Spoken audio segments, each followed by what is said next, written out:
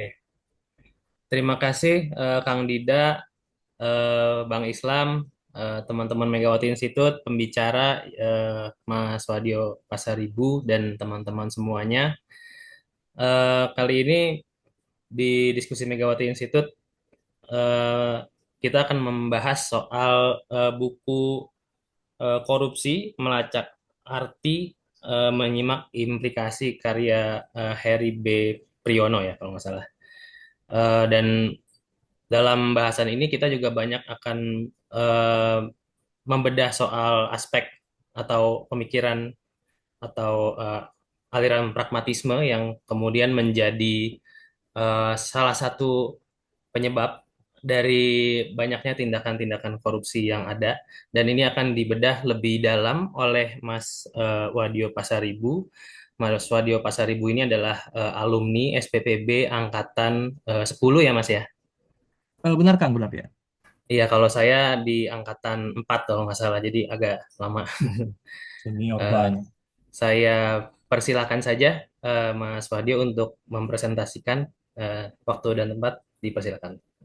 Baik, selamat sore rekan-rekan, Selamat teman-teman sore. yang saya hormati, Kang Dida dan moderator Kang Insan. Terima kasih waktunya, Kang. Saya langsung saja ke share screen. Ya, ini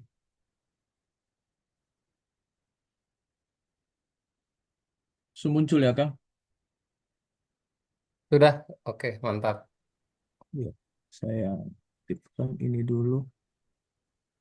Ya, pertama itu ya seperti biasa saya merasa ada baiknya kita selalu mengingat semangat kita gitu dari MI. Waktu saya membaca buku ini yang saya ingat pidato Bung Karno kutipannya yang familiar tentu untuk kita. Kita hendak mendirikan suatu negara semua buat semua, bukan buat satu orang, bukan buat satu golongan, baik golongan bangsawan maupun golongan yang kaya, tapi semua buat semua. Beliau mengucapkan itu bukan di sidang, itu di sidang BPUPKI 1 Juni 45. Saya rasa ini selalu relevan ya, walaupun ini pernyataan yang memang cukup luas, tetapi selalu terbuka dalam semua keadaan gitu. Nah, korupsi itu eh, membuat saya itu teringat beberapa hari lalu ada seorang teman yang sangat peduli dengan korupsi bangsa, namanya eh, Haryono Suharyo. Dia itu bersepuluh tahun katanya dia merancang sistem yang bisa mengikat moral supaya orang nggak bisa korupsi. Nah, saya berbincang-bincang dan dia merumuskan itu menjadi 3 pertanyaan katanya. Bagaimana sistem mengunci keburukan moral WNI sedunia untuk menegakkan aturan undang-undang dan hukum negara yang bisa berakibat hilangnya budaya suap dan korupsi serta mendirikan Pancasila yang menghasilkan ekonomi kesejahteraan nasional lebih bagus dari sekarang. Yang kedua, bagaimana sistem mendudukkan rakyat sebagai tuan negara menjadi raja di negeri ini yang bisa berakibat mengangkat nama bangsa dan negara termasyur dan dihormati oleh seluruh abdi negara serta bangsa-bangsa di seluruh dunia. Yang ketiga, bagaimana sebuah sistem itu bisa melaksanakan aturan Undang-Undang Dasar 45 pasal 33 sesuai dengan isi dan artinya yang bisa berakibat naiknya nilai mata uang rupiah dan berdirinya ekonomi di tangan seluruh rakyat Indonesia. Ini pertanyaan yang saya rasa ya dari seorang seniman lukis, dia pelukis dan juga pembatik yang sangat peduli dengan nasib bangsa ini. Dan dia katanya membayar beberapa ahli sosial, ahli politik, dan ahli teknologi untuk membantu dia merancang sistem. Dan dia menurut dia jadi sistemnya kira-kira seperti ini. Ada lagi memang yang ini bagian besarnya aja.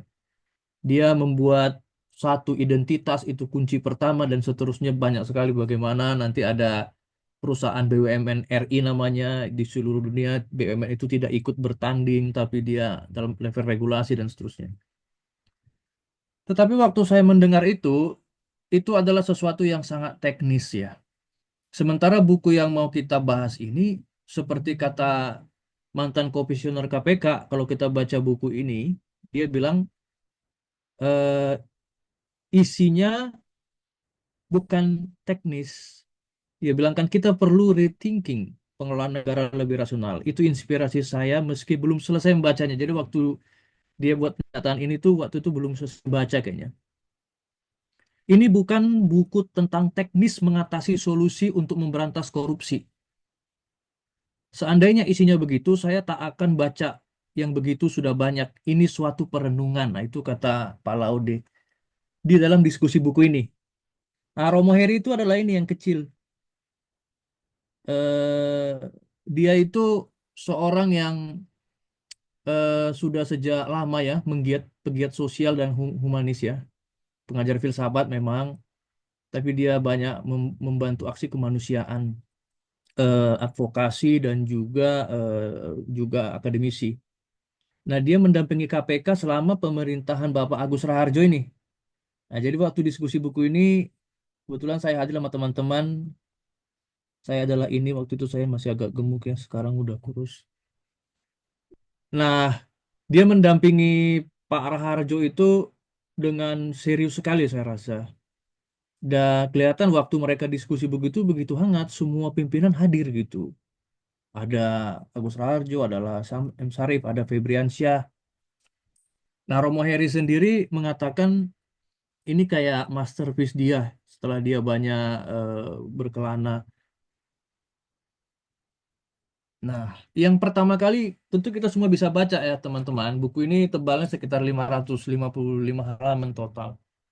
Walaupun bahasa Indonesia, tapi membaca setebal itu lelah juga ya. Bisa menghabiskan berapa kopi, gorengan, dan juga berapa malam.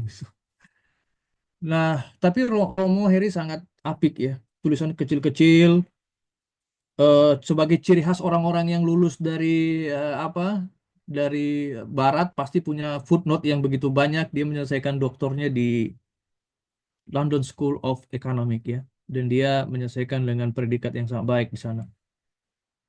Pertanyaan pertama yang mendorong dia menulis buku ini adalah mengapa pembahasan korupsi kurang berhasil.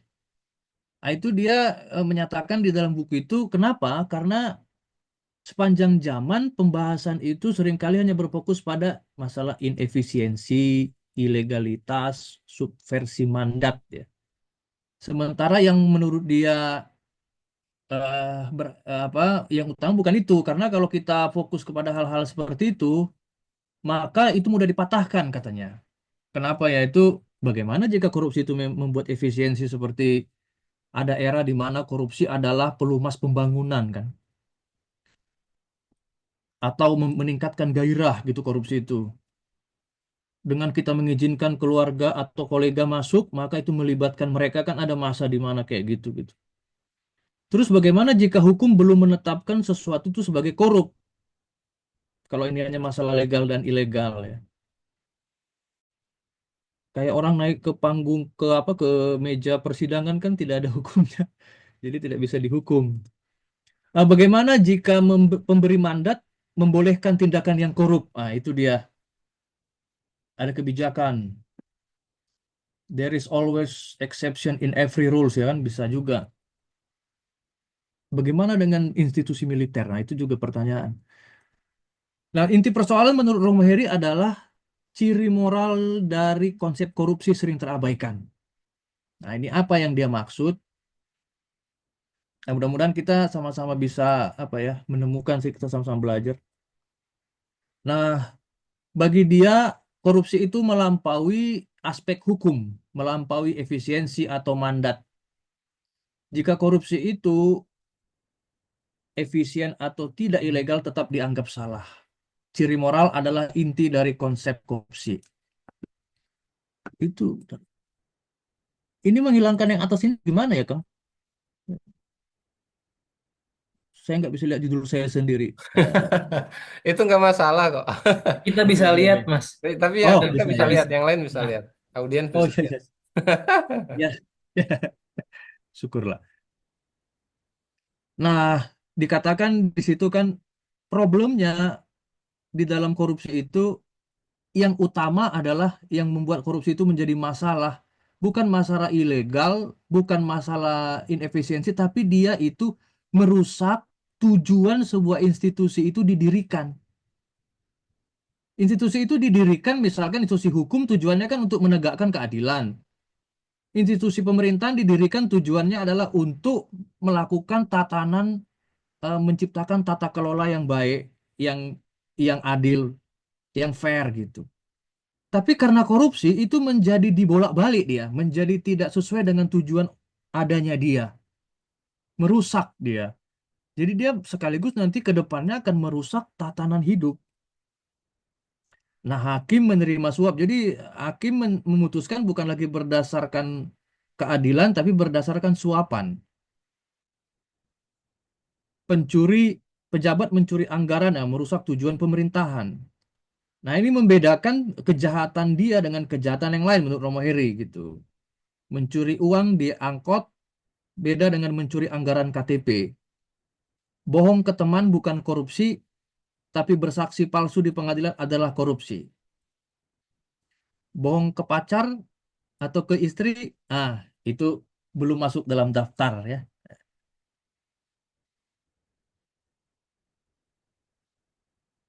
Yang keempat,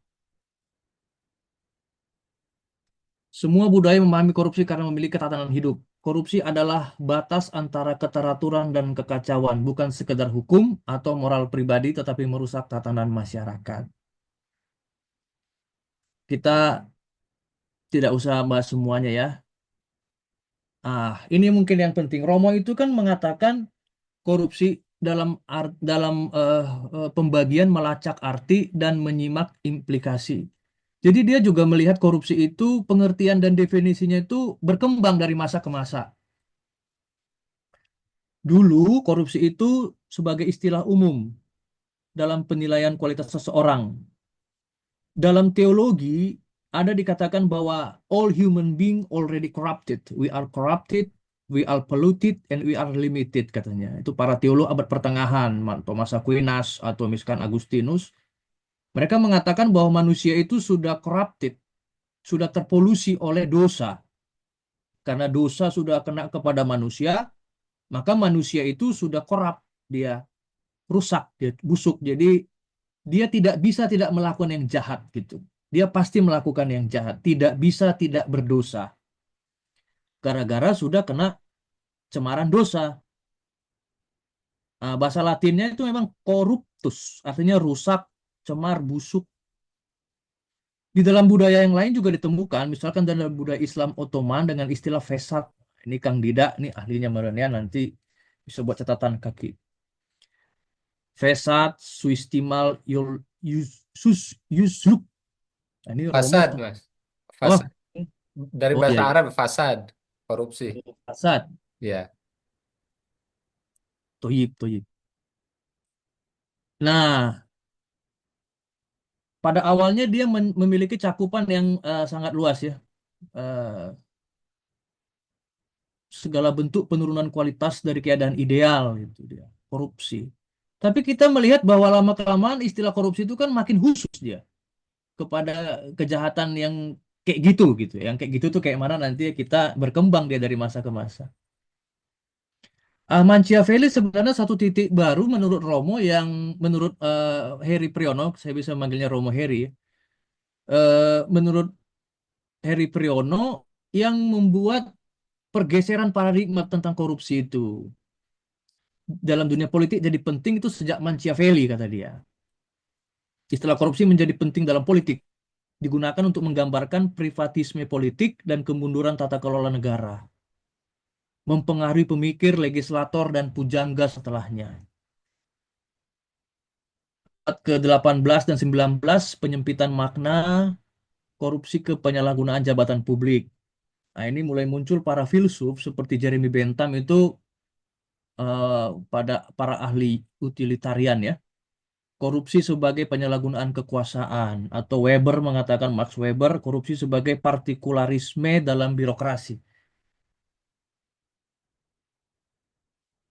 Ini masih dalam rangka melacak arti ya, yang Romo menunjukkan terjadi pergeseran definisi korupsi gitu. Setelah Perang Dunia Kedua, korupsi lebih terfokus kepada pemerintahan dan birokrasi. Definisi dominan yang muncul setelah Perang Dunia Kedua adalah World Bank misalnya mengatakan penyalahgunaan jabatan publik untuk keuntungan pribadi. Atau Transparansi Internasional mengatakan penyalahgunaan kekuasaan atau mandat untuk keuntungan pribadi. Itu yang banyak kita pakai kelihatannya. Konsep korupsi menjadi terlalu sempit dan hanya terkait hukum dan birokrasi. Kehilangan dimensi moralnya, korupsi bukan hanya soal hukum atau keuangan publik, tapi juga mencakup harusnya ya dalam dunia modern ke depannya juga menyangkut kepada plagiarisme gitu ya, doping, insider trading dalam bisnis. Ya,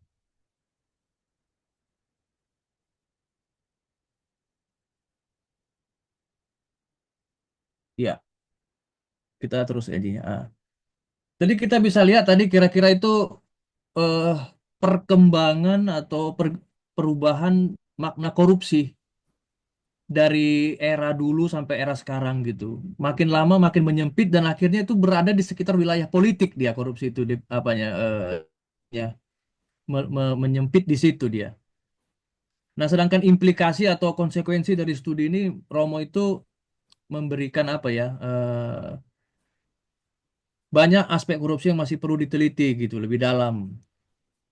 Kajian-kajian seperti ini menurut dia penting untuk memperjelas konsep, dampak, dan solusinya.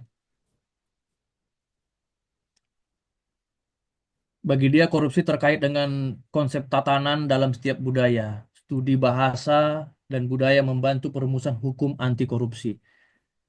Karena di kita, di Indonesia ini, budaya juga bisa menentukan definisi korupsi. Misalnya dalam suku-suku tertentu, budaya gotong royong itu tidak korupsi, ya itu adalah bagian dari tradisi itu. Ada saudara saya jadi polisi di kota Bandung, propam dia di Polda. Masyarakat yang ditolong datang memberikan hasil buminya gitu, nggak punya duit kali ya dikasih gitu. Apakah itu korupsi kan gitu kan Pak? Ini terimalah Pak. Dan yang datang begitu tidak sekali ya banyak, makanya dia makin besar badannya karena banyak dapat makanan. Nah budaya itu perlu dirumuskan makanya eh, saya rasa eh, kajian-kajian yang seperti ini atau yang sifatnya epistemologik gitu ya penting untuk membuat kita makin kaya melihat ontologi, melihat kenyataan.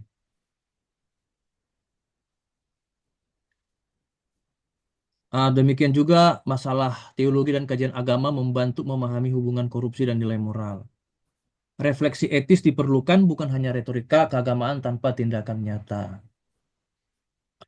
Nah, tapi untuk bisa berpikir kompleks, abstrak dan kompleks seperti ini, memang mau tidak mau diperlukan kemampuan berpikir yang cukup mendalam, misalkan berfilsafat gitu.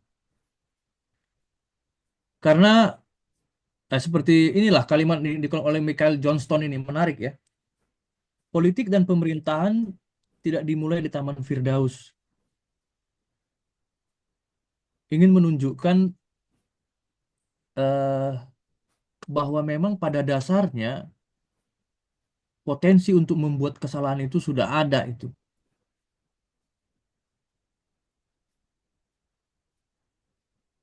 Ya, ini bisa kita baca ya, metode dan Romo bilang apa? Metode ekonomi dan tata kelola fokus pada data kuantitatif, kurang memahami aspek sosial. Pendekatan antropologi lebih dalam tetapi sulit karena sifat korupsi yang tersembunyi. Risiko relativitas budaya dalam studi antropologi korupsi. Metode-metode ilmiah sering terlalu rapih, padahal hanya alat bantu, bukan realitas sesungguhnya. Manipulasi struktur insentif gagal membangun kesadaran moral. Yang saya temukan waktu membaca eh, apa yang Romo ini sampaikan, dia ingin mengatakan korupsi itu tidak bisa hilang, kawan-kawan. Karena korupsi itu berada dalam hukum sebab akibat. Selama masih ada manusia yang which is manusia itu sendiri sudah corrupted tadi kata Aquinas dan Agustinus dan juga tadi dari Ottoman, kita sudah corrupted from the beginning, so kita akan selalu memproduksi hal-hal yang korup. Jadi tidak mungkin kita tidak korup. hanya kita akan terus-menerus berkembang dalam mendefinisikan jenis-jenis korupsi kita. Jadi selama ada hukum sebab akibat, maka korupsi itu akan selalu menjadi akibat dari sebab. Jadi kalau mau mengurangi korupsi, menurut Romo sebenarnya dalam buku itu adalah kita harus meminimalisir penyebab-penyebabnya. Misalnya, ya kalau kita memang mencintai negara dengan tatanan yang bagus, yang sebagaimana semestinya adanya dia dibuat, maka orang-orang yang melaksanakannya ya harus orang-orang yang punya keinginan, komitmen, integritas, kapabilitas, dan juga kapasitas yang seperti itu. Supaya nanti mereka mengakibatkan terjadinya hal-hal yang baik. Nah, jadi kalau kita merasakan akibat yang sekarang itu sepertinya banyak korupsi di mana-mana, itu adalah sebab dari orang-orang yang kurang berintegritas, kurang berkapasitas, kurang berkapabilitas.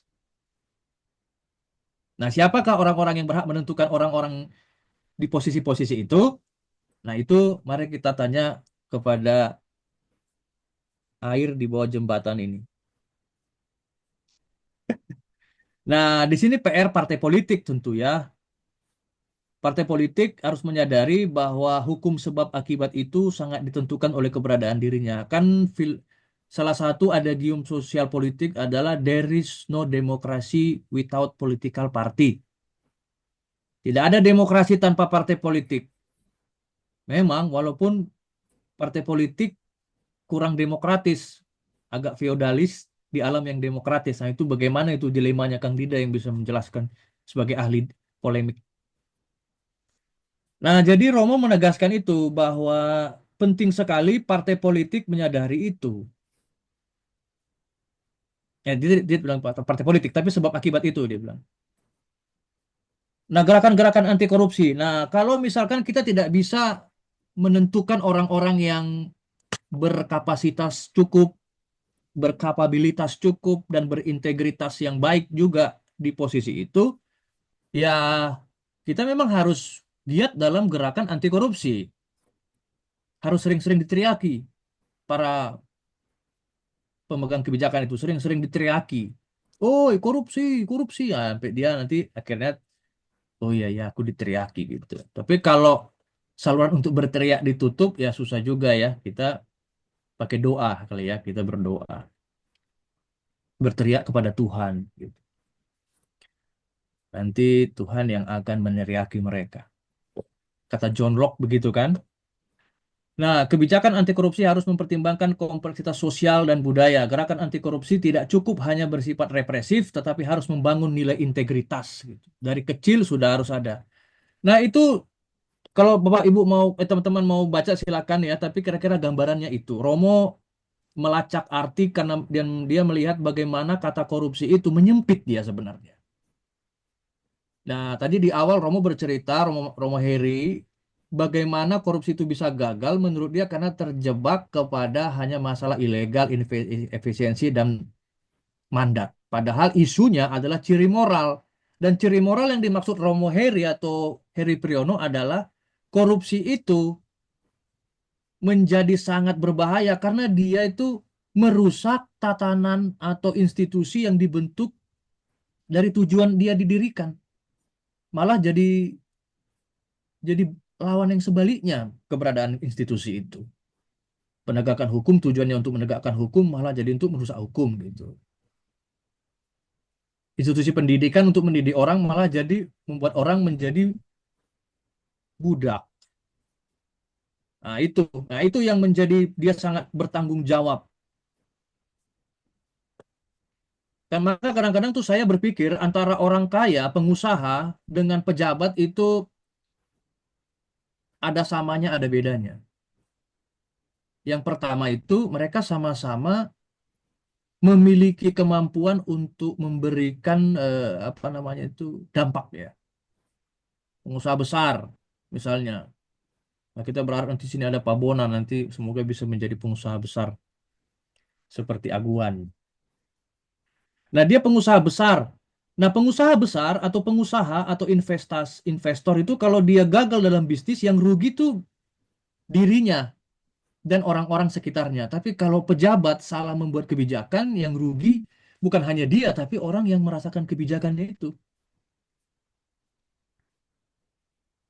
Nah, yang penting ingin saya sampaikan itu dari bab 5, catatan penting. Memang saya tidak banyak mengupas mengenai pragmatisme. Romo tidak banyak mengupas mengenai pragmatisme itu. Nanti coba kita lihat. Ini sih hal-hal yang umum kita dengar ya. Bahwa bab 5 itu mengatakan gini, menghancurkan kepercayaan publik dan demokrasi itulah hukum itu. Dia belum melampaui pelanggaran hukum sebenarnya korupsi itu. Menciptakan pola patronase yang memperbesar ketimpangan sosial. Sering dimanipulasi untuk menciptakan ilusi pembenaran. Argumen negara lain juga korup, mengaburkan dampak negatif itu. Fakta diubah menjadi seolah-olah norma, kata Romo. What is menjadi what should be. Nah, ini menarik ya. Yang Romo tekankan, negara-negara yang korup atau korupsinya besar itu biasanya negara-negara yang sangat pragmatis cara berpikir pemimpinnya. Pragmatis di sini maksudnya adalah ini. Ini ada beliau menyinggung Samuel Huntington juga ya. Ya ini. Tapi yang mau dijelaskan, ini. Pragmatisme yang dimaksud di sini adalah ini. Tentu kita membedakan ini dengan filsafat pragmatisme. Ada Ayn Rand, ada John Dewey, ada David Hume itu. Mereka adalah ahli filsafat pragmatisme. Kalau filsafat pragmatisme itu artinya filsafat yang mendefinisikan manusia berdasarkan tindakan yang dia buat. Jadi pragmatisme itu di dalam sosial artinya adalah orang yang lebih memikirkan tindakan. Nah, tetapi di dalam kasus ini pragmatisme itu sebuah bahaya, menjadi penyakit, eh, pragmatisme yang tidak menghitung korban. Nah, pragmatisme itu diartikan dalam interaksi sosial itu adalah sikap yang fokus pada solusi instan untuk menghilangkan masalah tanpa memperhitungkan dampak etis dan mengabaikan korban. Kita sering mendengar kata-kata, sekarang cukup omong-omong, cukup omon-omon, kita ambil saja keputusan supaya masalah segera pergi. Nah, itu kita kita dengar, oh itu mantap, mantap. Itulah langsung tindakan saja. Padahal sebenarnya di balik itu, psikologis di balik ucapan itu, yang dianggap rasional itu, yang dianggap masuk akal, yang mampu menghentikan diskusi itu, sebenarnya itu adalah niatan yang sudah busuk. Kenapa? Karena pragmatisme itu sebagai penyakit dalam masyarakat, dia itu akhirnya berujung pada menang dan kalah. Dan tentu yang menang adalah yang kuat, meskipun yang kalah belum tentu salah. Kenapa pragmatisme harus dihindari dari seorang yang memiliki kekuasaan dalam mengambil keputusan? Karena pragmatisme itu tidak menghitung korban. Dia hanya menghitung keuntungan jangka pendek dan kepuasannya. Pragmatisme itu melahirkan cara berpikir yang tidak mau repot. Seringkali keputusan itu ditentukan oleh apa adanya. Jadi apa yang ada menentukan apa yang harus ada. Romo Heri mengambil contoh, misalnya dia bilang, apabila dalam satu kelas, katakanlah itu SMP, 40 orang siswanya, 39 orang korupsi apa mencontek gitu. Itu apa yang ada. Apakah karena 39 orang mencontek maka kita akan mendeklarasikan, si guru mengatakan karena 39 sudah mencontek maka marilah kita melegalkan pencontekan. Tidak. Apa yang ada tidak menentukan apa yang harus ada.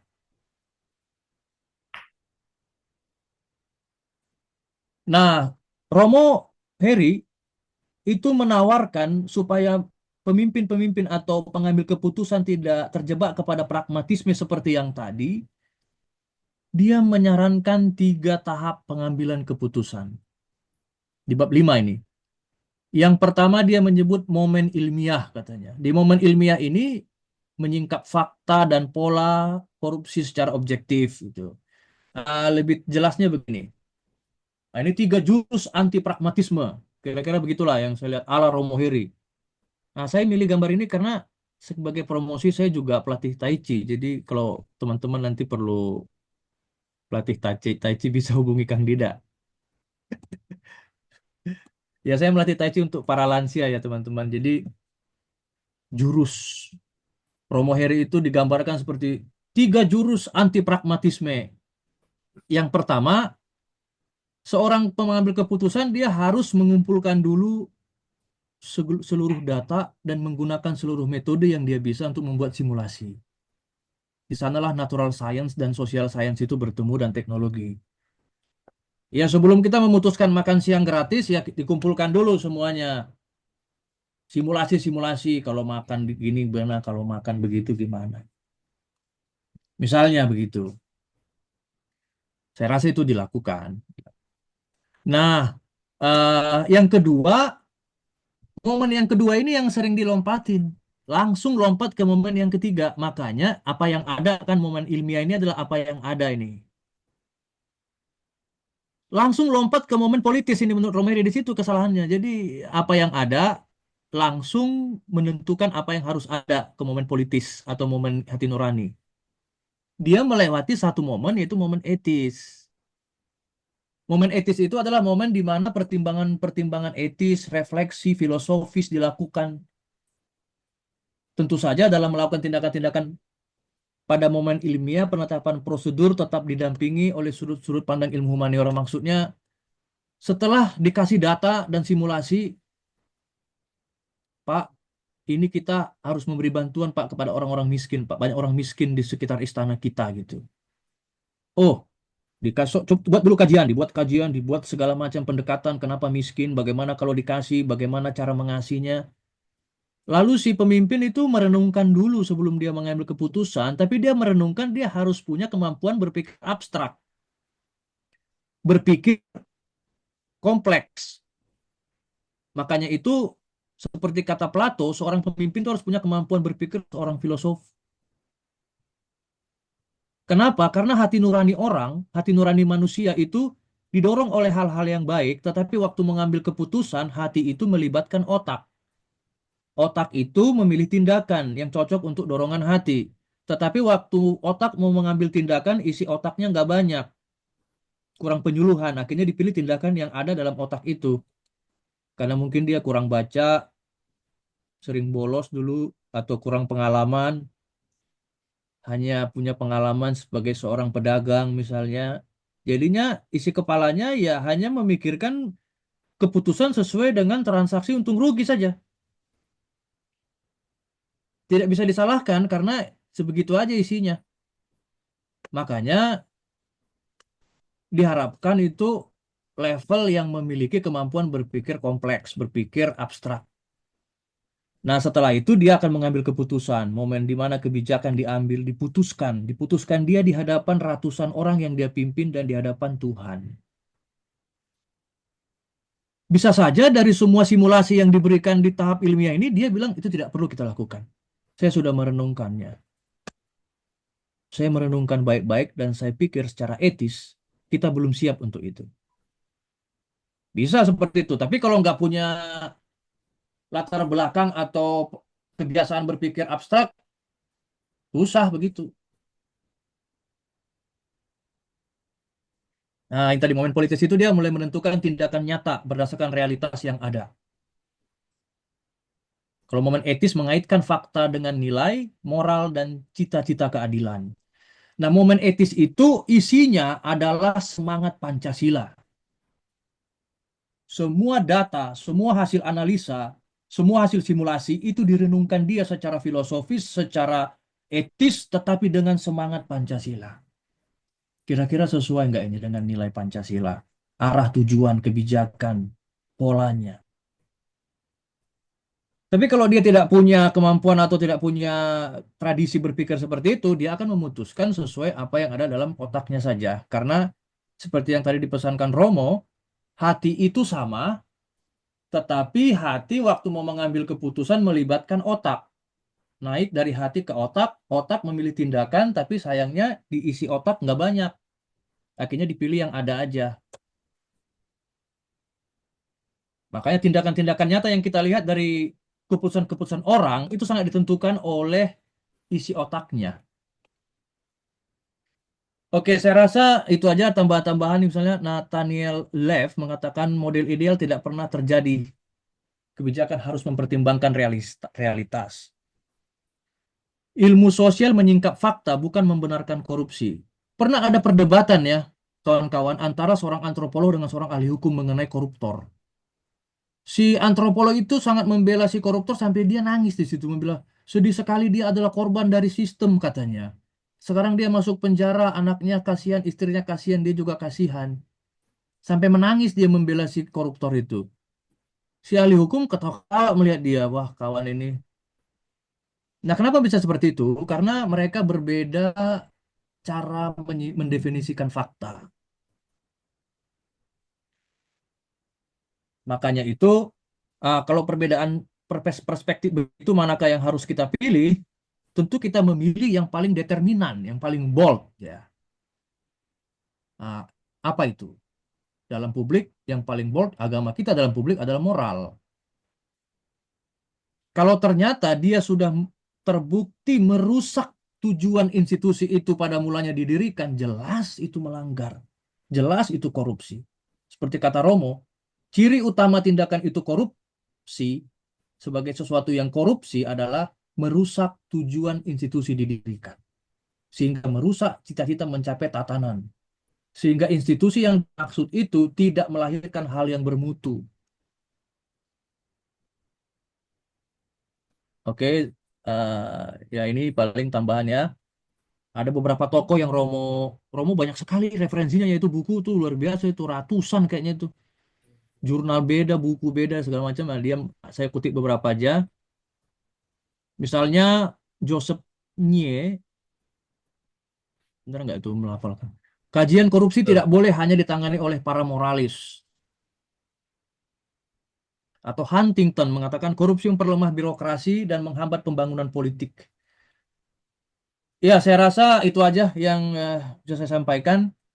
Sekali lagi kita tekankan bahwa apa yang mau disampaikan Romo, korupsi itu berkembang definisinya. Tetapi definisi itu berhenti pada sesuatu itu menjadi korup karena dia memiliki cacat moral yang luar biasa. Dan cacat moral yang paling penting menurut Romo Heri atau Bernard Heri Priyono adalah merusak institusi itu yang pada mulanya untuk apa.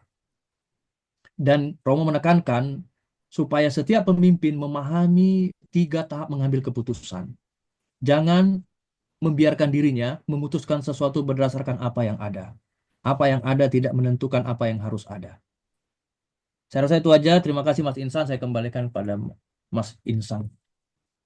Baik, terima kasih Mas Wadio Pasaribu atas presentasinya yang sangat menarik. Dan untuk teman-teman yang mau bertanya, ini silakan untuk antri di kolom chat, tulis nama ya. Mungkin saya mau menanggapi dulu ya, bahwa yang impression saya terhadap presentasi ini ya, bagaimana perspektif soal korupsi itu berubah ya seiring dengan dunia yang juga berubah, yang tadinya berperspektif eh, society itu sangat dikaitkan oleh agama, kemudian semakin ke sini semakin sekuler gitu ya. Dan makanya tadi Mas Wadio mention Thomas Aquinas, ada Santo Agustinus, dan ada kata-kata dari Turki juga itu ya, yang terkait dengan Islam gitu. Karena ya di agama Samawi itu kan sebenarnya ya original sin-nya manusia itu kan salah satunya yang dilakukan dia di surga itu adalah bentuk korupsi gitu ya. Mereka melakukan apa yang dilarang Tuhan, ya apa yang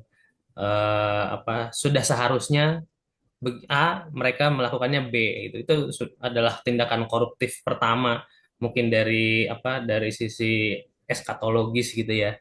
Dan kemudian seiring dengan berjalannya waktu, perspektif korupsi itu kan juga semakin ke dengan perkembangan era demokrasi segala macam, apa yang dari perspektif teologis kemudian menjadi perspektif institusi yang berdasarkan kedaulatan rakyat gitu ya. Karena di era-era tahun 1500-an juga ada Vox Populi Vox Dei, jadi yang kemudian dari ketuhanan kemudian kepada masyarakat gitu ya. Dan kita bisa lihat bahwa tindakan-tindakan koruptif ini juga didasarkan dari pragmatisme. Pragmatisme itu ya segala tindakan yang dalam tanda kutip mencari hasil yang cepat ya, solusi instan tanpa memikirkan tujuan-tujuan jangka panjang gitu. Mungkin kita bisa lihat dari beberapa kebijakan Orde Baru gitu ya. Misalnya kayak industrialisasi yang instan itu kan juga dilaksanakan karena beberapa pejabatnya ingin solusi instan. Oh, kita nggak bisa bikin mobil, kita nggak bisa bikin kereta. Oh, kita solusi instannya kita hadirkan saja investasi dari asing. Tapi akhirnya kan kemudian kita menjadi tergantung kepada teknologi dan sampai sekarang kita nggak bisa catch up dengan teknologi. Sampai sekarang eranya AI juga kita gagal untuk catch up dengan teknologi gitu. Jadi dalam kerangka bernegara, implikasi dari korupsi ini ya membatalkan tujuan bernegara ya, yang sebelumnya membatasi nature manusia untuk korup kan, kalau kata Lord Acton eh, apa absolute power corrupt absolutely gitu ya, dan negara itu kan adanya untuk mengatur nature manusia supaya tidak koruptif, tidak makan satu sama lain gitu ya. Dan kemudian ketika korupsi ini menggerogoti institusi negara, yang terjadi adalah seluruh tujuan bernegara termasuk untuk eh, menciptakan kesejahteraan rakyat itu menjadi tergerus dan tidak tercapai gitu ya. Mungkin kita langsung saja kepada penanya. Kalau tidak ada yang bertanya, mungkin dipersilakan kepada yang mau bertanya atau menanggapi deh. Seperti saya tadi, mungkin Kang Dida. Kang Dida pasti tahu lah yang harus ditanggapi apa gitu kan. Masa sih nggak ada gitu. Silakan Kang Dida. Nih sponsor pertama nih. Wah, Al Mukarrom. Al Mukarrom, silakan. Tafadol, Enggak, tafadol. saya nggak banyak sih. Enggak, Mas Wadi stop screen. Mohon maaf, Mas. Oh iya, screennya Oh iya, mati. iya. Aduh. Oke. Oke. Enggak, saya pikir saya nggak banyak sih. Saya tadi menyimak aja dari awal dan memang saya belum membaca bukunya Romo Heri ya, Iya kawan-kawan benar. semua. Baca pengantarnya aja sih dan baca ulasannya aja paling di media-media nasional ya. Tapi yang menarik tadi ada beberapa kosakata yang asal ya, kosakata asal daripada korupsi itu. Tadi kan sebenarnya Bung Insan itu sudah menyebutkan bahwa Adam dan Hawa turun ke bumi ini ya karena korupsi sebenarnya. Jadi agama-agama Semitik, kepercayaan dalam agama Semitik, Adam dan Hawa turun dari surga ke bumi itu ya karena perilaku koruptif itu gitu. Lalu pada perkembangannya yang saya amati dari penjelasan Mas Wadio itu adalah bahwa korupsi itu memang mengalami penyempitan makna gitu ya. Penyempitan makna. Jadi korupsi itu diidentikan dengan apa? Nilep apa menilap gitu ya. Ambil Atau uang. iya betul, menyunat anggaran katakanlah begitu ya. Itu dalam Iya, penyempitan makna. Tetapi sebenarnya korupsi itu lebih daripada itu gitu. Korupsi itu bisa punya implikasinya kepada sistem, entah itu sistem dalam bernegara, sistem bermasyarakat, dan semacamnya. Cuma yang saya tidak tahu ini Mas Wadio ya, iya, kan sebenarnya implikasi dari korupsi itu adalah terkait dengan isu lingkungan juga gitu. Jadi iya. lingkungan ya, lingkungan kita ini itu kan sudah terkorup juga gitu. Jadi ketika Hmm. tidak ada apa namanya regulasi yang betul-betul mengatur bagaimana kita ini harus menata kelola mengelola bumi ini lingkungan kita itu ya seperti apa dan implikasinya seperti apa. Nah, kalau betul-betul tidak ada regulasi yang betul-betul mengatur, ya kira-kira itu kan perilaku koruptif juga gitu. Bahkan kalau kita katakanlah gitu ya, dalam perilaku yang sederhana, kalau kita merokok, buang puntung rokok sembarangan, itu sebenarnya perilaku koruptif juga, perilaku koruptif terhadap lingkungan. Dan itu ya bertentangan dengan no, apa dengan nilai-nilai religius itu gitu. Nah, maksud saya ya pertanyaan sederhana, Mas Wadio, itu Romo Heri itu bicara tentang lingkungan juga nggak yang terkorup ini gitu. Itu aja sih Mas. Makasih. Iya, Oke, terima kasih Kang Dida. Mas Wadio mau ditanggapi dulu? boleh Kang. Ya silakan. Bro. Gimana Akang moderator aja. Silakan ditanggapi dulu Mas. Silakan. Iya, siap. Iya, Romo Heri ada bicara tapi tidak banyak dalam buku itu. Dia mengatakan sekarang sebenarnya kita itu memakai definisi korupsi itu pakai yang dikembangkan oleh World Bank dan International Transparency itu. Bahwa korupsi itu penyalahgunaan kekuasaan yang berdampak kepada kehidupan dan macam-macam gitulah. Eh, dia berharap memang itu berkembang lagi karena seperti dia bilang orang pakai doping juga kan itu juga kok sebenarnya bisa corrupted juga gitu. Isu lingkungan tentu saja. eh ada mungkin di bab 7 ya ada dia menyinggung mengenai ada feminisme juga dibahas di situ. Saya rasa apa yang Kang Dida sampaikan baik ya. Jadi menurut saya memang kita ini hidup di zaman yang mewarisi banyak beban-beban masa lalu ya. Kita banyak beban psikologis banyak, beban eksistensial banyak, beban kultural banyak. Kasihan kita harus menerima warisan. Sementara warisan duitnya nggak banyak gitu. Warisan utang yang banyak. Nah, saya rasa itu ada Kang, dia membahas itu. Cuman dia menekankan di sini bukan topik tertentu di dalam objek korupsi. Dia menekankan berulang-ulang dalam buku itu bahwa kenapa korupsi itu menjadi sangat berbahaya? Karena korupsi itu memiliki ciri moral yang khusus. Dia itu merusak cita-cita manusia mencapai tatanan hidup yang baik dia. Karena yang diserang oleh perilaku korupsi menurut dia adalah rusaknya tujuan institusi didirikan dari mulanya. Itu yang membuat yang menurut dia itu berulang-ulang tuh dia ulang itu. Ulang-ulang gitu. Jadi merusak. Bahkan ada satu satu jurnal yang dia masukkan dalam buku itu sekarang sedang berkembang dalam filsafat politik yang disebut namanya otoritarian birokrasi. Jadi otoriter itu tidak hanya dalam seperti diktator yang jahat seperti Machiavelli gitu, atau Machiavelli kok dipandang sebagai diktator, tapi otoriter itu bisa sangat halus, dia memenuhi semuanya persyaratan demokrasi. Tetapi sebenarnya sudah disusupi, makanya disebut otoritarian birokrasi, lagi berkembang di dalam pandangan filsafat politik, memenuhi semua syarat-syarat birokrasi, melewati semuanya, tetapi suara-suara kritis sebenarnya sudah disingkirkan dan sudah eh, terjadi penyusupan virus kepada semua hal-hal itu. Romo juga menyinggung itu dia. Itu kan mungkin yang saya bisa tanggapin ya.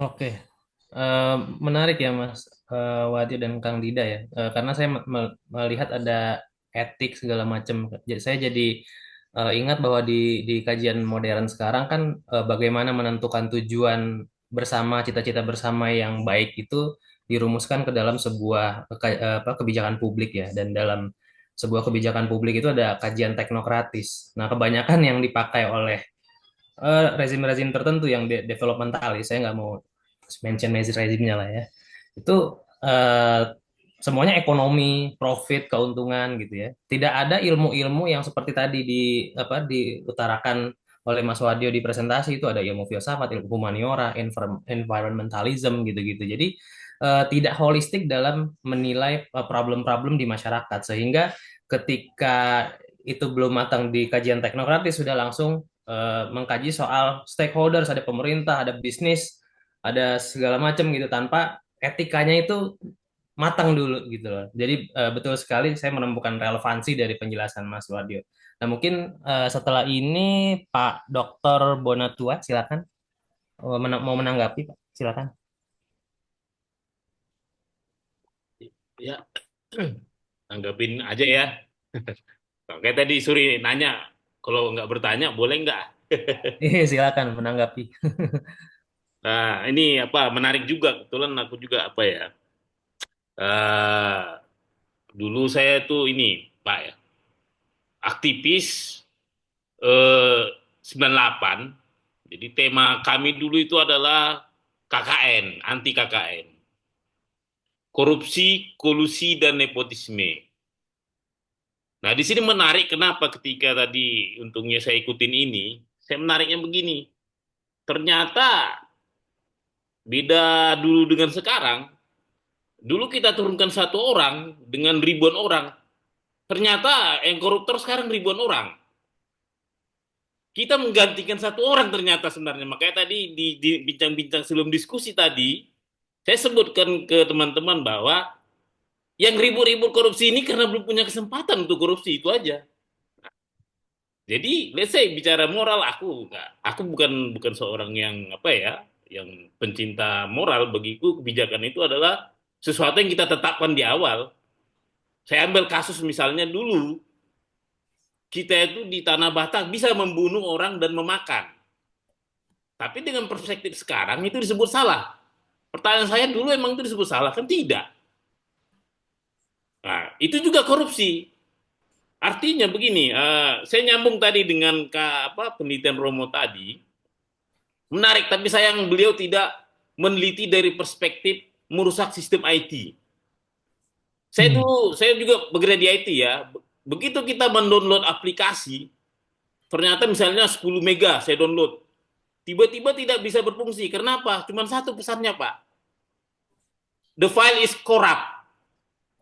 Bayangkanlah betapa dahsyatnya sistem IT, begitu sistem itu korup, dia tidak berfungsi.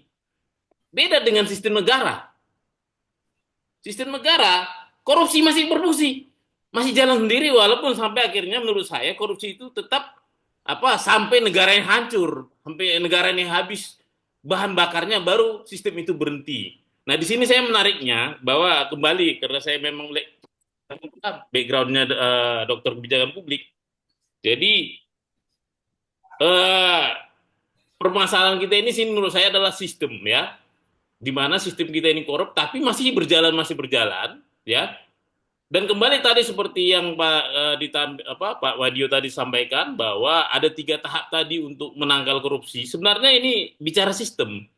Jadi di sistem pemerintah kita ini itu ada tahapan namanya sebelum membuat sistem yang berupa kebijakan, baik itu peraturan perundang-undangan ataupun kebijakan lokal misalnya nurani, itu kan kebijakan juga ya. Itu ada namanya tahap yang disebut penyusunan naskah akademik. Nah, di naskah akademik inilah diadu semua konsep-konsep filosofis, etika, macam segala. Dari di sinilah dipanggil seharusnya semua elemen nih dipanggil nih untuk membicarakan yang tadi tahap ontologisnya bagaimana epistemologi seperti itu. Nah, di sini yang menurut saya nyambung ke penelitian saya selama ini bahwa sebenarnya problem kita adalah di level pembuat naskah akademik ini. Siapa yang membuat undang-undang kita? Yaitu ada Presiden dan DPR. Undang-Undang 45 jelas menyebut yang membuat peraturan undang-undang adalah Presiden dan DPR. Nah, sekarang pertanyaan saya, sistem apa yang tidak terlibat dalam yang bisa mandiri dari Presiden dan DPR ini? Kita tahu ini semua produk politik. Mau jadi apapun pasti harus nanya ini. Nah, pastinya dengan begitu saya berpikir bahwa Presiden pasti akan lari tadi seperti definisi dari Pak Romo tadi, akan menjadi korupsi yang mendefinisi ke arah politik. Politik kita sekarang korup ya. Kenapa saya bilang begitu? Orang yang di lembaga politik ini saja, supaya misalnya duduk, jujur-jujur aja ya, kita buka-buka saja di sini. Mau ngetek nama misalnya, mau ngetek ikut partai, nomor kecil aja pun bayar. Ya kan? Ada kawan saya tiba-tiba udah bagus-bagus, tiba-tiba ditendang. Hanya untuk posisi untuk jadi caleg, ya. Belum lagi untuk posisi jadi ngetek dukungan, bayar juga. Lebih parahnya lagi, ketika dia berhadapan di pasar, di jalan, di masyarakat, dia nggak mau jadi pragmatis. Kenapa? Dia harus korupsi lagi dengan warga. Warga minta ini itu, dia kan. Belum lagi serangan fajarnya. Warga malah saya ketemu kemarin itu sampai bidding. Siapa paling banyak itu yang saya pilih.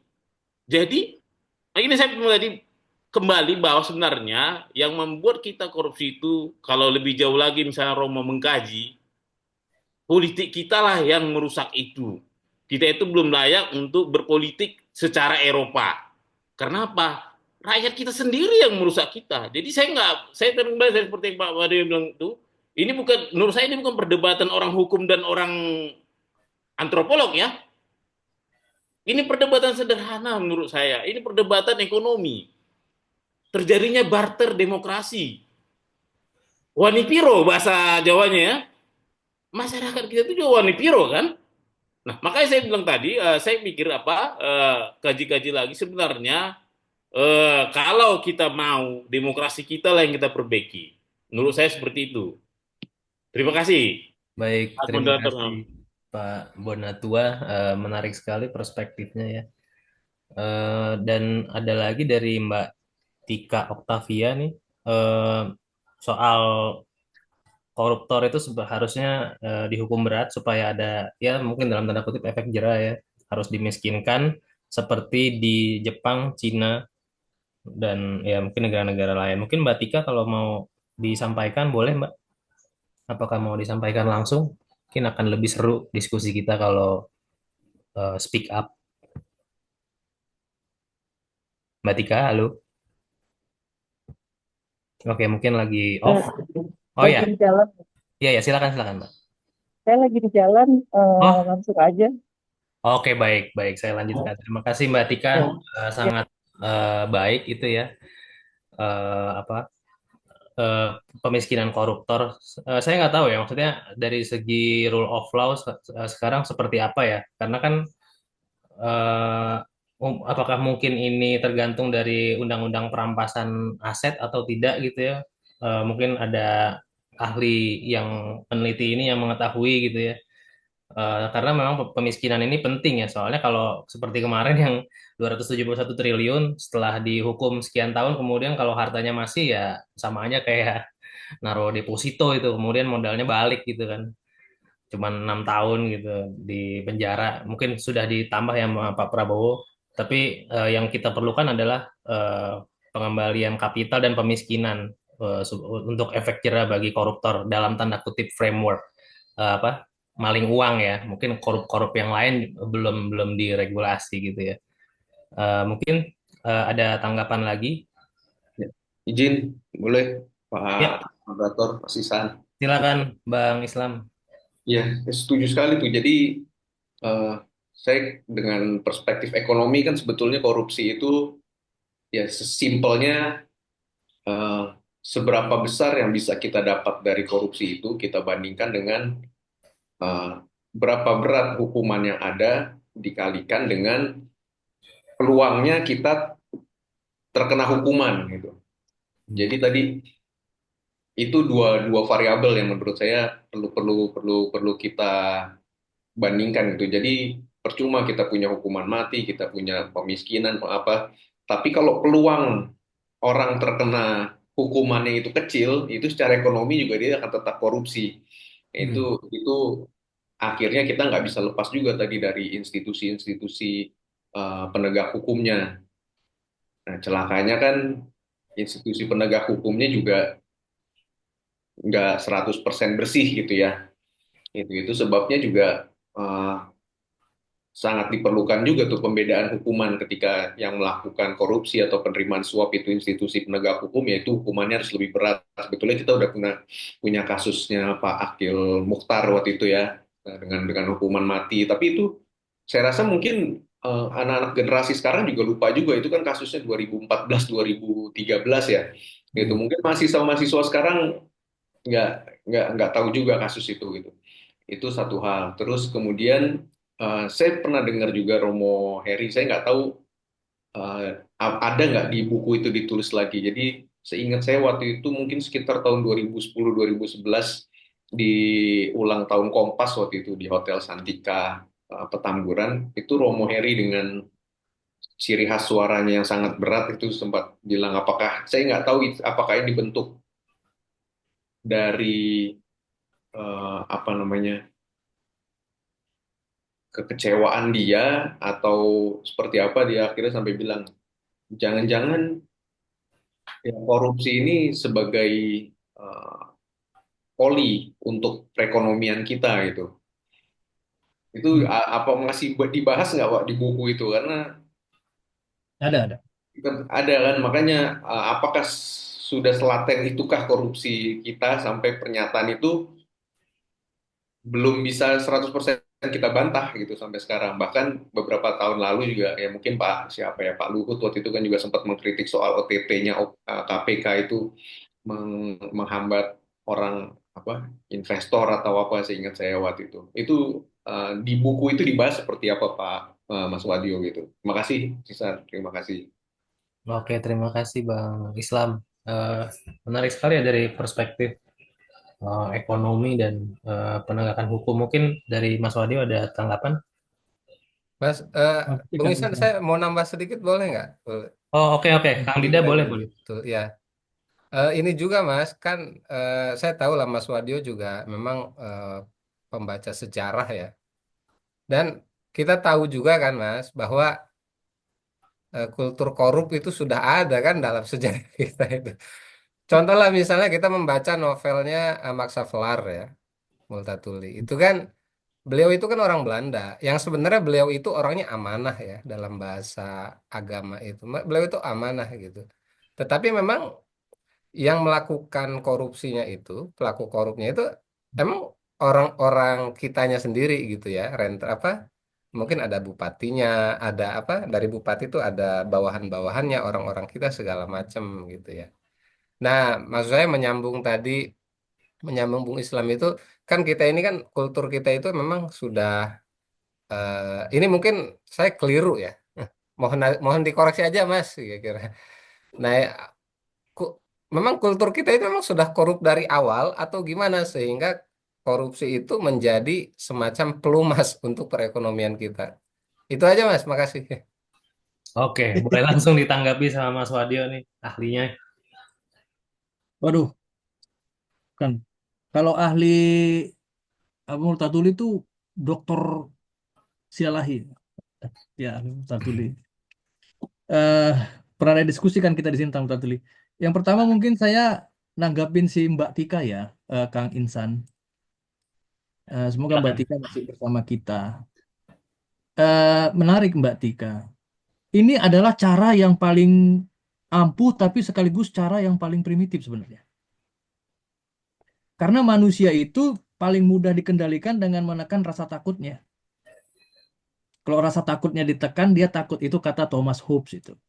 Cara mengendalikan orang adalah tekan rasa takutnya. Apakah ancaman bunuh, ancaman miskin, ancaman segala macam. Tapi kalau kita masih mengedepankan itu, sebenarnya kita masih dalam situasi masyarakat yang masih agak di belakangnya. Nah, itu aja sih. Tapi saya rasa oke sih. Tergantung. Kalau Kopassus mungkin berani ya begitu ya, tembak gitu. Nah, untuk Mas Islam itu ada. Tapi sebenarnya Romo mengatakan itu di dalam buku ini, sebenarnya dia justru dalam dalam eh, maksud menyindir itu. Jadi waktu dia bilang korupsi adalah pelumas untuk demokrasi, itu ingin mengatakan kekeliruan yang dibiarkan itu. Pembenaran sebenarnya. Romo mau mengatakan itulah pembenaran itu. Kan itu kan terjadi zaman dulu waktu pembangunan kita itu belum banyak orang yang bisa menjadi pemainnya. Dan dan juga orang belum mau terlibat pada hal seperti itu. Nah, jadi orang di stimulus, bahkan dikasih apa namanya itu kemudahan-kemudahan, keluarga bisa ikut, yang penting terlibat gitu dia. Itu memang ada dulu supaya memudahkan, supaya orang merasa mendapatkan suatu reward yang cepat. Karena begini kata Romo di situ, tidak mudah kok, tidak susah untuk mengajak orang terlibat dalam sesuatu hal. Kenapa tidak susah? Karena semua orang pengen dianggap sebagai orang yang berbudi luhur, sebagai orang yang hebat, orang yang berkontribusi besar, orang yang memiliki pengaruh atau memberi dampak pada lingkungan. Semua orang ingin dianggap menjadi orang yang baik. Apalagi dengan iming-iming dapat uang atau bisa menghasilkan uang banyak gitu. Jadi para investor dulu ditawarin untuk berinvestasi nanti ini untuk membangun negara gitu. marilah kita mengasih uang kita untuk membangun negara. Kita tidak peduli apakah orang itu pengusaha hitam atau tidak peduli. Yang penting semua ikut aja dulu, masuk, kasih uangnya, nanti bisa dapat ini, bisa dapat itu. Yang penting negara punya modal, investasi berjalan, program negara bisa berjalan. Di situ salah satu maksud dari korup adalah pelumas untuk demokrasi. Tetapi dalam waktu yang panjang itu menjadi kanker dia. Menciptakan yang disebut Romo di situ sebagai lingkaran setan kebahagiaan. Menarik itu, lingkaran setan kebahagiaan itu. Artinya apa? Si investor tadi, karena dia merasa mudah mendapatkan untung dengan cara membantu pejabat, itu berubah. Bukan hanya definisi korupsi yang berubah, tetapi juga bentuk relasi antara mereka. Contohnya apa? Si pengusaha tadi atau si bohir istilah sekarang, atau melebihkan si oligarki itu, dia membantu si pejabat untuk terpilih lagi di periode berikutnya. Setelah si pejabat terpilih, apakah level wali kota, bupati, gubernur, presiden, atau level DPR tingkat 2, tingkat 1 pusat, DPD, nanti si pejabat terpilih akan memudahkan dia untuk mendapatkan usaha atau uang. Akhirnya mereka akan saling memelihara terus, saling menjaga, supaya langgeng gitu. Nah, pernah menarik sekali ya, kira-kira tahun lalu Indef itu melakukan observasi itu investigasi kepada oligarki dan kepada pejabat yang seperti itu. Mereka cukup serius ini Indef. Ditanya pertanyaannya sama, apakah pejabat-pejabat yang korup atau mendapatkan uang dengan cara seperti yang tidak halal gitu, apakah bahagia? Ataukah pengusaha-pengusaha yang mendapatkan uang dengan cara yang sangat mudah dengan mengkangkangi aturan, mendapatkan super normal profit dengan cara mengkangkangi aturan karena dipermudah, apakah bahagia? Jawabannya sama-sama tidak. Itu mengagetkan saya waktu baca hasil tes. Jawabannya tidak kepada para pengusaha karena dia bilang apa? Lama-lama kita merasa jenuh. Karena sebenarnya natur seorang pengusaha dia mendapatkan untung dari apa? Inovasi bisnis, strategi pemasaran, efisiensi. Dia nggak merasakan denyutnya itu. Dapat aja uang investasi tiba-tiba buat ini, buat itu, padahal nggak berguna bagi masyarakat, hanya untuk kembalikan uang ke dia aja. Nah, si pejabat waktu ditanya, apakah bahagia? Jawab juga enggak. Kenapa? Takut nanti lama-lama jangan-jangan kena tangkap hukum. Dan juga takut masuk neraka, nanti di neraka dibakar. Tapi apakah mau meninggalkan itu? Jawabannya nggak mau.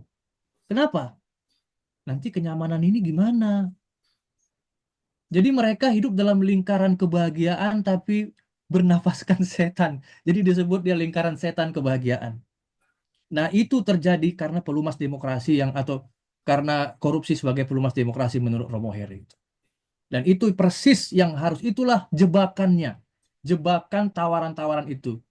Dan filosofi di balik tindakan itu adalah apa yang ada menentukan apa yang harus ada. Karena berpikir seperti itu, makanya jadi itu. What is determine what ought to be. Padahal itu nggak boleh. Kalau ada 39 orang, 40 siswa dalam sebuah kelas, 39-nya korup, mencontek. Seperti itu contoh dia sederhana. Apakah guru akan bilang, murid-murid karena 39 orang sudah mencontek, maka kita marilah mencontek semua dalam ujian. Nggak boleh. Tetap dia harus memelihara, mengorbitkan kebenaran. Yang nggak tahu sampai kapan itu akan jadi kenyataan. Untuk Kang Dida tadi apa ya, Kang? Mengenai apa ya tadi? Oh, kultur kita memang sudah kultur korup dari sananya gitu ya. Nah, itu menarik. Romo Heri itu ada mengatakan kalimat begini. Di sini terletak bahaya. Dengan memuja keragaman budaya, berkembanglah posisi relativis. Perilaku korup dibenarkan dengan dalih budaya saling memberi. Itu dia. Nah, apakah budaya kita memang dari sananya sudah korup? Nah, disinilah kita harus bisa melihat Pancasila. Karena kan kalau kita melihat Pancasila, Pancasila itu adalah benang merah yang menghubungkan sedimen dari kearifan-kearifan lokal kita kan. Kita adalah negara yang mendirikan cita-cita modern di atas nilai-nilai kuno. Tapi antara sedimen dengan bangunan modern ini ada Pancasila itu. Kalau saya melihatnya begitu. Jadi budaya dari setiap komunal yang sangat spesifik itu, apabila ingin dilakukan dalam masyarakat atau dalam interaksi sosial, harus memiliki pertimbangan yang Pancasilais. Makanya pengajaran Pancasila itu penting, tidak hanya sebagai jargon. Pancasila itu akan mengajarkan, oh kalau budaya kamu seperti ini dalam komunitasmu yang sangat spesifik, lamun dalam pergaulan masyarakat, Pancasila mengajarkan harus begini, harus begitu. Pancasila itu membuat budaya-budaya yang sangat komunal dan spesifik dan juga sangat arif itu menjadi relevan dengan hukum di dalam prakteknya. Saya rasa itu sih yang bisa saya kasih pandangan ya. Ini ada pertanyaan menarik. Yang pertama dari Pak Bonatua, apakah Romo pernah korupsi? Terus kemudian dari Mbak Rosita DPC PDI Perjuangan. Oh, oke, ini ungkapan hadir merdeka. Oke, mungkin bisa ditanggapi, Mas. Ini apakah Romo pernah korupsi? Saya pernah jadi murid dia itu 5 tahun ya. Sejak saya ngambil matrikulasi setahun filsafat, lalu S2 filsafat, lalu S3 filsafat juga sama dia gitu. Saya rasa Romo itu bukan malaikat lah. Pernah lah dia korupsi itu. Misalkan telat gitu. Korupsi waktu. Tapi jarang emang dia telat. Dia selalu sangat on time ya orangnya. Cuman kita bukan gibah juga ya kepada Romo Heri gitu. Tapi saya sendiri termasuk orang yang sering kontra dengan Romo Heri di kelas. Saya masih ingat suatu ketika saya telat bayar uang kuliah. Tapi mohon maaf Romo, bukan menyinggung Romo sudah bahagia di sorga gitu. Romo Heri marah dan mengeluarkan saya dari ruang kelas itu. Bukan mengeluarkan keluar gitu, bukan. Dia menyindir saya, dia bilang, oh ternyata di kelas ini ada free riders, ada penumpang gelap. Akhirnya saya bilang, Romo, saya tidak nyaman dengan ucapan Romo. Lebih baik saya keluar dari kelas ini kalau dianggap penumpang gelap. Kemudian kami berdiskusi di luar kelas, dia bilang, Wadio, kamu sudah tahu bahwa ini bukan institusi sosial. Ini institusi pendidikan. Saya bilang, benar Romo, tetapi saya sudah berkomitmen akan melunasinya dengan janji kepada pimpinan. Nah, itu janjimu kepada dia dan seterusnya. Saya tidak tahu, tetapi Romo memang orang yang cukup keras untuk hal-hal yang seperti itu. Itu yang saya lihat pernah, sehingga beberapa teman juga memang kena dampaknya. Lah, saya rasa itu sih dari Romo ya yang saya lihat sangat khas bagi dia tuh tidak ada toleransi karena dia kan seorang ekonom ya, seorang filosof yang berbasiskan ekonomi. Jadi bagi dia bernegara itu tidak hanya masalah konstitusi tapi juga masalah akuntansi. Nah, itu Pak Bon ngerti itu apa artinya akuntansi. Jadi nggak tahu juga saya tulang bagaimana itu apakah dia pernah korupsi ya, tapi pastilah kan we are corrupted, we are polluted, we are limited kata Agus Aquinas ya. Benar lah itu kayaknya. Pasti pernah lah itu dia. As a human being, pasti kita corrupted lah ya, Mas. Ya, wish. Yes, yes, sure. Bikin dialog ya. Jadi boleh melanjutkan tadi. Boleh dialog ya. Boleh, silakan, silakan. Karena kan saya lihat nih saya jadi cenderung tadi tidak tertarik beli bukunya ya. Seandainya dia tadi pernah korupsi di APBN, di APBD, pasti saya beli bukunya. Minimal saya belajar, kan gitu kan? Dari pengalaman itu. Artinya gini, dia ini jauh dari imajinasi saya, seorang yang menceritakan korupsi itu dari sisi pelaku. Makanya dia dalam buku ini kayaknya bertindak seperti dosen. Terlalu banyak teori, ya kan? Bukan begini. Makanya saya tadi bantah. Setahu saya, prosedur kita, sistem peraturan perundang-undangan kita sudah cukup baik dalam membuat mekanisme peraturan perundang-undangan. Seperti itu. Jadi ini koreksi saya untuk beliau yang mungkin sudah di surga, mungkin ya. Saya nggak tahu juga. Jangan-jangan di surga juga korupsi kan, gitu kan? Kita kan nggak tahu, nggak ada yang tahu seperti itu. Jadi mungkin ini yang seperti ini yang misalnya maaf praktikan apa orang-orang yang praktisi seperti kita ini nggak pernah baca buku dia. Saya baru tahu ini buku ini. Mungkin memang buku ini diajarkan di kuliah-kuliah yang teoritis-teoritis ya. Ya. Seperti itu.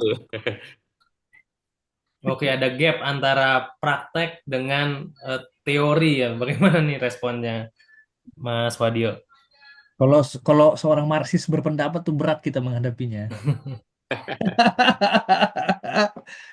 Iya, pasti ada gap.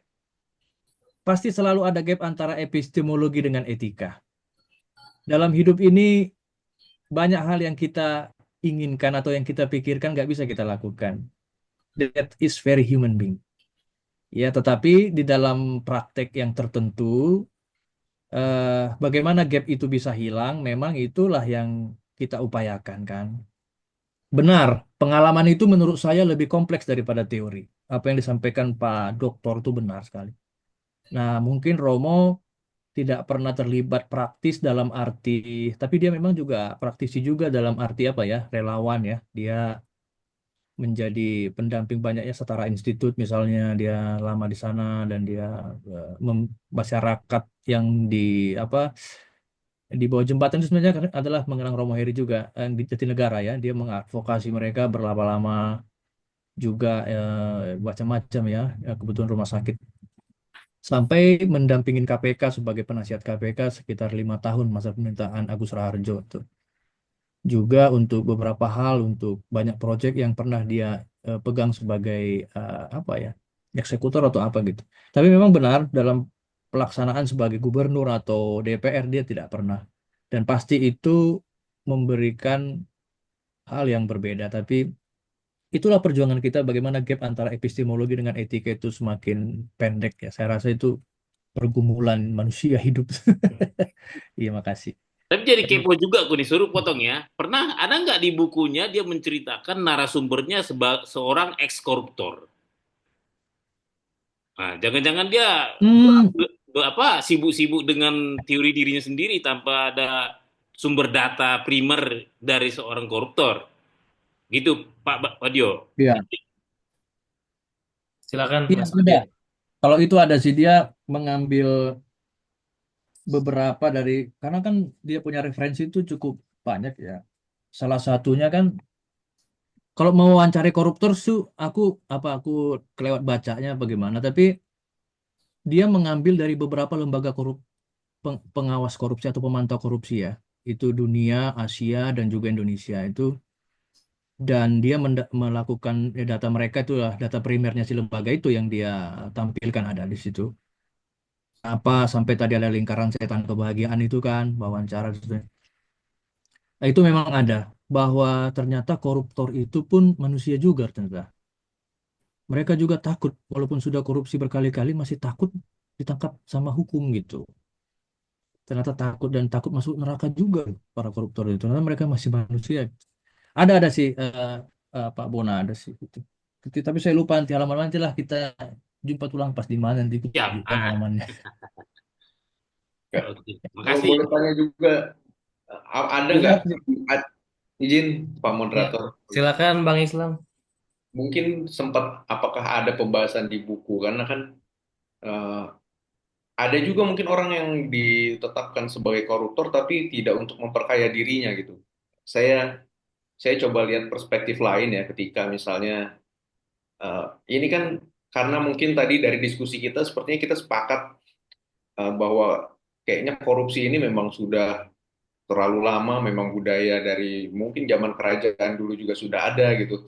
Sehingga aturan-aturan yang dibuat ini semua melihat kita atau saya ketika di dalam roda pemerintahan itu semuanya berperilaku koruptif gitu. Jadi aturan dibuat sedemikian rupa tujuannya untuk orang tidak korupsi. Tetapi kadang-kadang ketika kita dihadapkan contoh kemarin ketika COVID itu dibutuhkan tindakan cepat, itu bukan main sulitnya, Pak. Kita mau nolong orang, tapi kita juga nggak mau melanggar aturan. Nah, itu norma-norma seperti itu seperti apa ya? Makanya saya juga rindu juga nih pandangan eh, Romo Heri terkait hal-hal ini. Di mana titik tengah antara korupsi dengan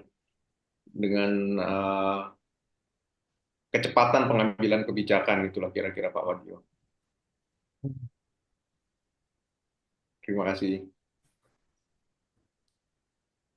Gap antara apa rule of law dengan diskresi sebagai pejabat publik mungkin ya. Betul, karena nggak semua pemimpin saat itu, mungkin juga nggak semua presiden berani langsung mengeluarkan perpu atau apa Mhm. yang dengan cepat gitu. Sementara ya banyak juga orang yang harus diselamatkan dengan kita melanggar aturan tanda kutip. Iya iya benar ini masuk ke ranah praktek ya. Gimana nih Mas Wadio nih dalam menanggapi ini?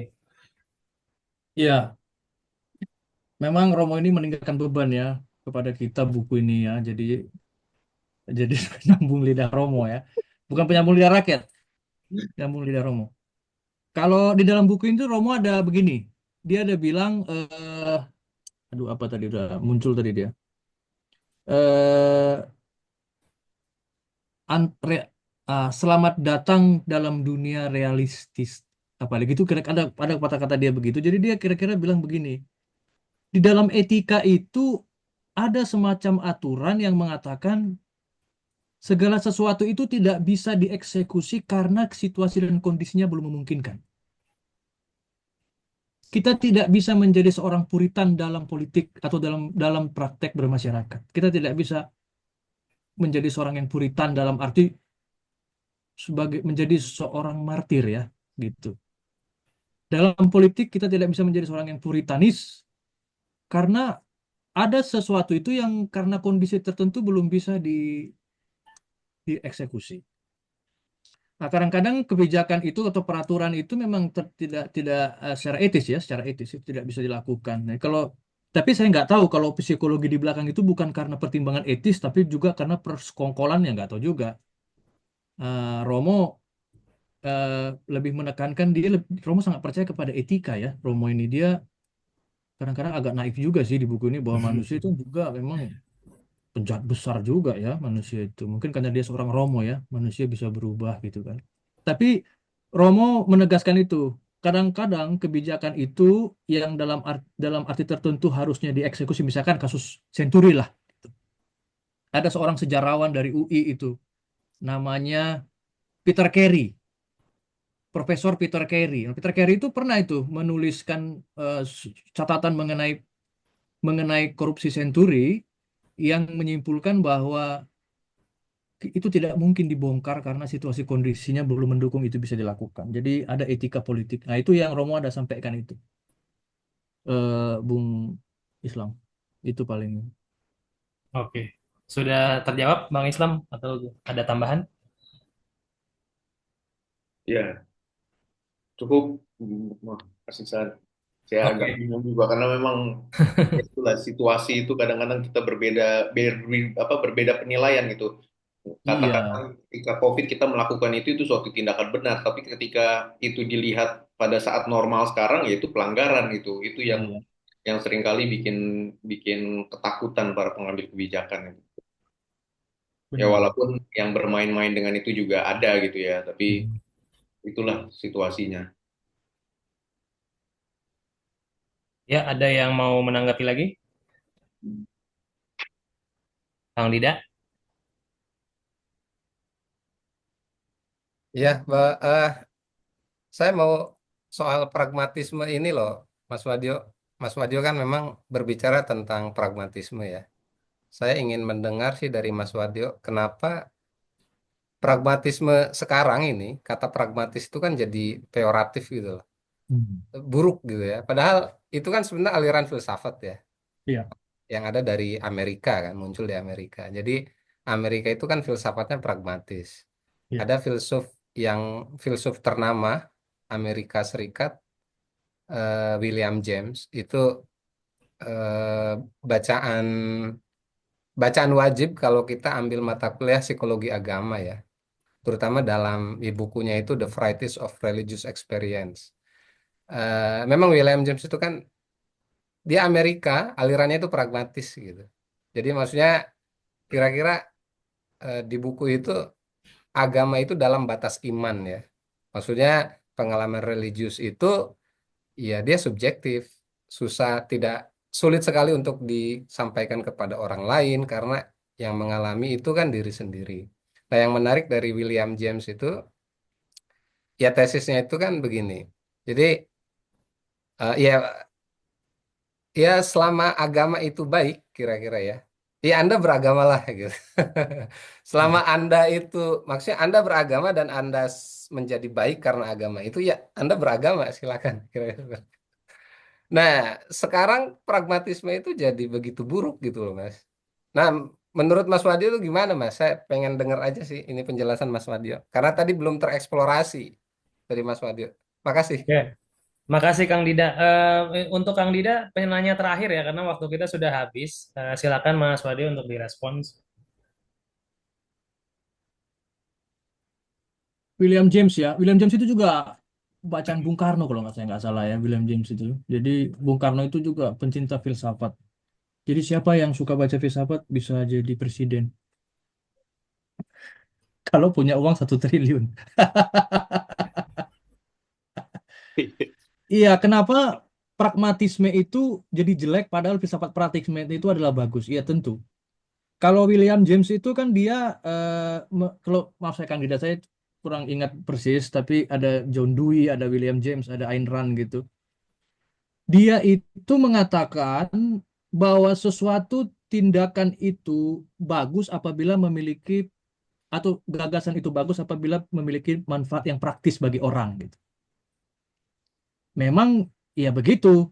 Kalau cuman di pikiran kan tidak bisa bisa dirasakan. Gitu dia. Dia di, di harus dikonkretkan. Nah, kenapa pragmatisme itu jadi buruk? Memang ini juga pergeseran makna sih, Kang, menurut saya. Untungnya filsafat masih menjaga itu gitu, menyelamatkannya. Nah, kalau saya lihat ada satu uraian dari eh, Romo Andang atau Andang Binawan itu menarik juga. Andang Binawan mengatakan begini, kenapa pragmatisme menjadi buruk sejak manusia memiliki 3 sifat dasar yang makin aktif bekerja. Yang pertama, sikap mudah lupa. Kemarin baru dibenci tapi masuk nasi bungkus langsung lupa. Nah, misalnya begitu, misalnya. Mudah lupa dia. Kalau pakai uang tidak lupa tapi bayar uang itu lupa, itu banyak terjadi ya tuh, mengerikan. Mungkin saya juga pelaku. Nah, yang kedua, sikap egois, hanya untuk dirinya aja. Itu aktif dalam diri manusia, sikap egois. Nggak peduli orang, lama-lama dia hanya peduli dirinya aja atau keluarganya aja. Yang ketiga, sifat tidak mau repot. Menurut menurut Andang Binawan, sebenarnya 3 sifat ini itu natur manusia kodrat. Karena sifat mudah lupa itu perlu supaya dia nggak bisa ingat semuanya, nanti dia bisa gila atau stres. Tapi akhirnya yang dilupakan itu menjadi anomali jadi fungsinya. Jadi terjadi anomali fungsi kepada 3 sifat ini dan bekerja aktif. Jadi akhirnya orang mengambil tindakan praktisnya itu eh, menjadi jelek ya. Kalau pragmatis itu kan kata dasarnya pragmata kan, itu artinya a thing, suatu tindakan konkret, suatu hal yang konkret dia, pragmata. Ah, jadi jelek mungkin karena mungkin benar apa yang dikatakan Andang Binawan gitu. Kalau menurut filsafat pragmatisme harusnya apa yang diputuskan secara pragmatis itu adalah sesuatu yang baik karena ingin sesuatu itu tidak hanya berhenti di gagasan tapi lahir dalam tindakan. Sesuatu yang baik itu. Itu kan dalam filsafat pragmatis sebenarnya. Tapi dalam pragmatis sebagai tindakan keseharian itu bergeser. Mungkin kalau semua nanti kita ajarkan filsafat pragmatis, Kang Dida, mungkin ada harapan kita jadi makin baik kali. Itu aja Kang Isan yang bisa saya sampaikan kepada Kang Dida ya. Al Oke, Mukarom. baik. Terima kasih banyak Mas Wadio, Kang Dida, Kang Islam, dan seluruh peserta di sini dari PDI Perjuangan. Terima kasih sudah bergabung. Mungkin kita tutup saja ya karena sudah mau buka puasa. Terima kasih kepada Megawati Institute sudah diselenggarakan acara ini. Saya tutup. Wabillahi taufiq wal hidayah. Assalamualaikum warahmatullahi wabarakatuh. Selamat sore.